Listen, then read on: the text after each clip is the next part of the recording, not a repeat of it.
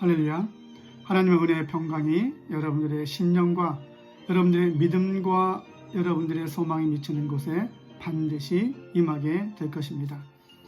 하나님의 은혜의 역사는 한 개인의 신앙의 여정과 한 나라와 민족 가운데에도 늘 함께 있었다는 사실을 우리는 살펴보았습니다.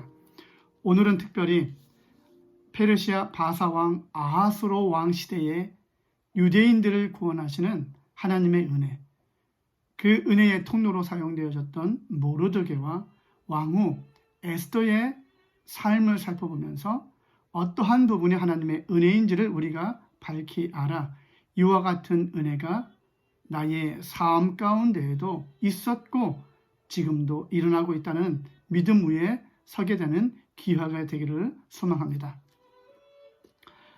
말씀을 짧게 어떠한 부분이 은혜인지를 살펴봄을 통해 소개해 드리겠습니다.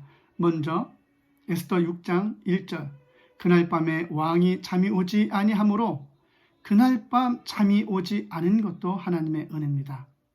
잠이 오지 않은 그날 밤 역대 일기를 가져다가 자기에게 읽게 한 것도 하나님의 은혜입니다.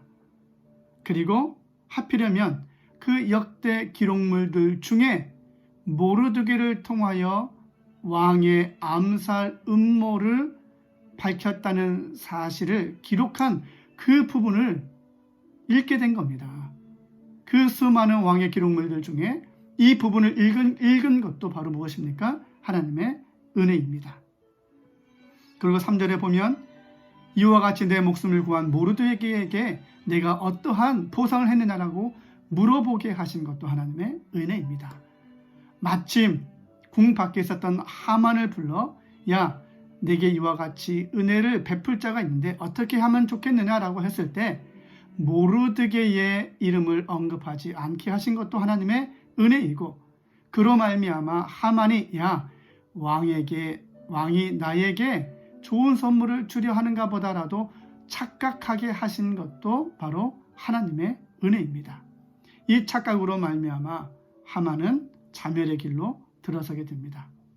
이날 밤 이와 같은 은혜가 있기 전에 이미 하나님께서는 또 다른 은혜가 과거에 있었다는 사실을 우리는 발견할 수 있습니다.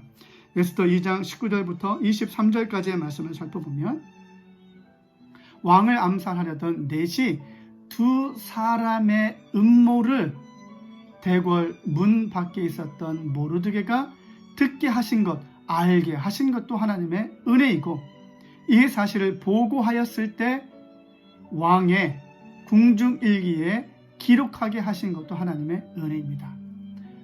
오늘의 은혜가 있었던 것은 이미 과거에 하나님께서 이뤄놓으신 은혜가 있었기 때문에 오늘도 그 은혜가 있을 수 있다는 사실입니다.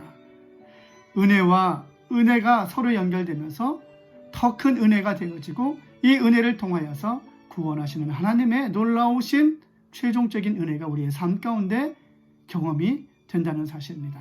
사랑하는 성도 여러분, 우리를 둘러싸고 있는 상황과 형편이 아무리 위중하고 무거울지라도 이와 같이 우연처럼 아니 필연같이 개입하여 우리의 유익을 위해서 일하시는 하나님의 은혜가 과거에도 있었고 지금도 있고 미래에도 있다는 이 사실로 말미암아 이 사실을 마음에 품고